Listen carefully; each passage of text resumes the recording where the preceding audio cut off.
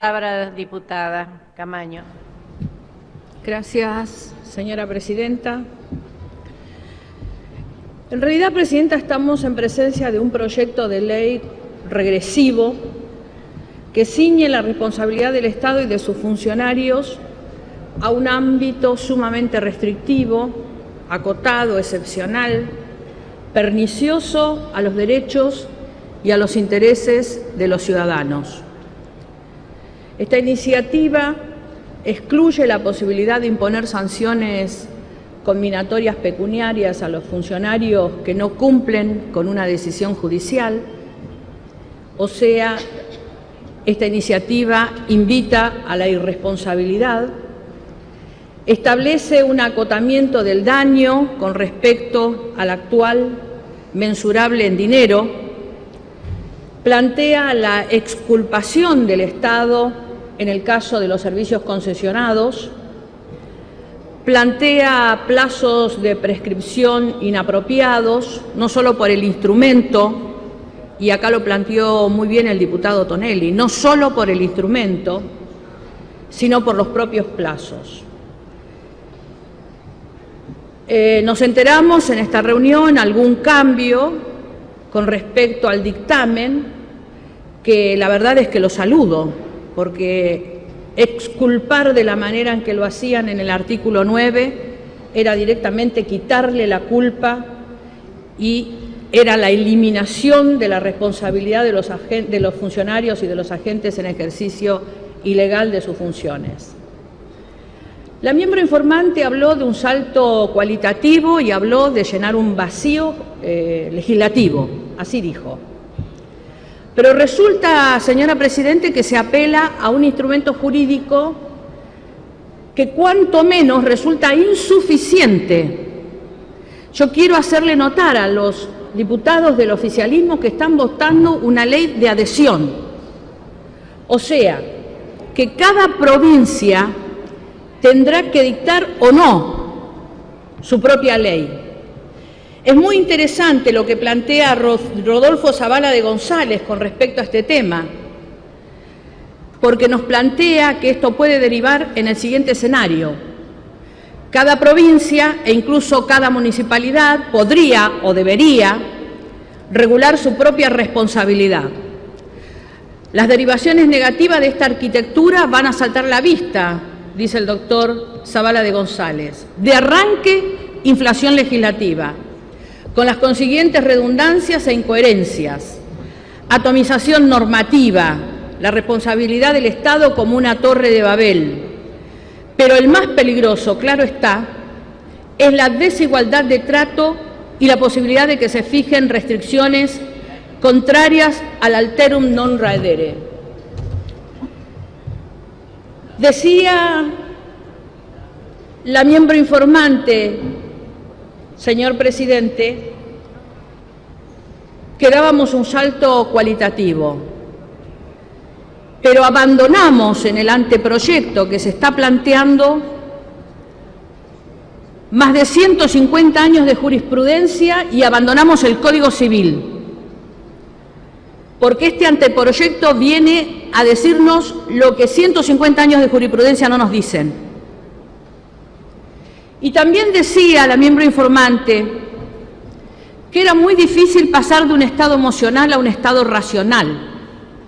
Se terminaban de ir las víctimas del estado de terrorismo y la verdad que fue un acto de mucha racionalidad el que hicimos al reconocerle las posibilidades del resarcimiento. El Estado, un Estado, perjudicando a un grupo de personas, son resarcidas por el Estado. De esto se trata, señora Presidente. No era un acto emocional, era un acto racional de resarcimiento ante los incumplimientos del Estado. Hay un doble discurso en el oficialismo y hay un falso debate en torno a este tema. Primero, porque no se trata de debatir acerca de qué derechos aplicamos. También, acá se ha dicho con mucho acierto la diferencia entre lo que es el derecho administrativo y el derecho local. No estamos en una contienda entre el derecho administrativo versus el derecho civil, como se pretendió desde que este debate se inició y como pretende establecerlo el oficialismo. Porque todos sabemos, señora Presidente, que la Constitución es la verdadera ley de garantías del individuo frente al poder estatal y que debe verse traducida y representada como tal al momento de plasmar las leyes inferiores dictadas en su consecuencia. Lo correcto es un esquema que actúe en consonancia con la ley suprema y con los tratados internacionales. Eso es lo correcto, porque el derecho, el fenómeno jurídico, es uno solo, señora Presidente, como también es única la realidad que procura contenerse en ese universo que es el derecho. También sabemos que los principios generales y las normas básicas de la convivencia se expresan fundamentalmente en el Código Civil y que puede tener carácter público sin por ello dejar de estar contenidas en el propio Código Civil, que, como bien se dijo en algunos debates, contiene además normas procesales. Y también todos sabemos que el derecho administrativo siempre ha redundado en beneficios de las prerrogativas del Estado.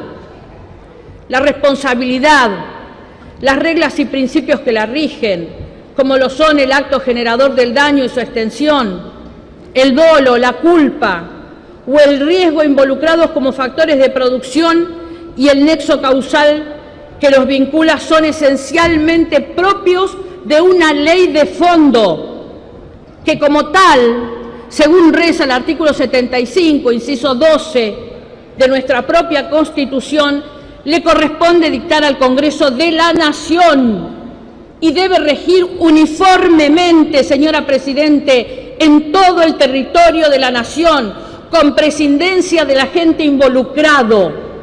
No podemos venir con una norma de tan baja estatura a tratar de legislar en torno nada más ni nada menos que de la responsabilidad del Estado. Es absurdo seguir insistiendo en que el Código Civil regula únicamente las relaciones entre los particulares.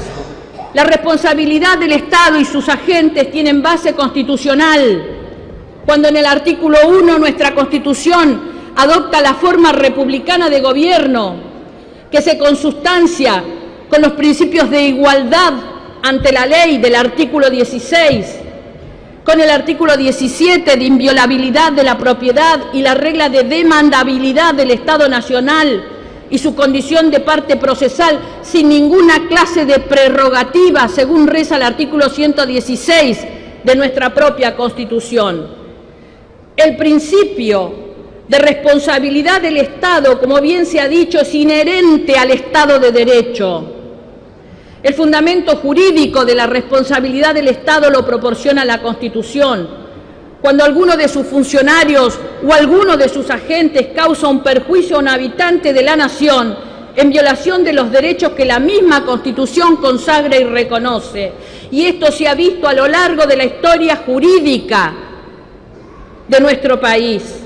Este proyecto va en línea, señora Presidente, lamentablemente debemos decirlo, con algunas cuestiones que se han planteado, como lo han sido las medidas cautelares y sus restricciones.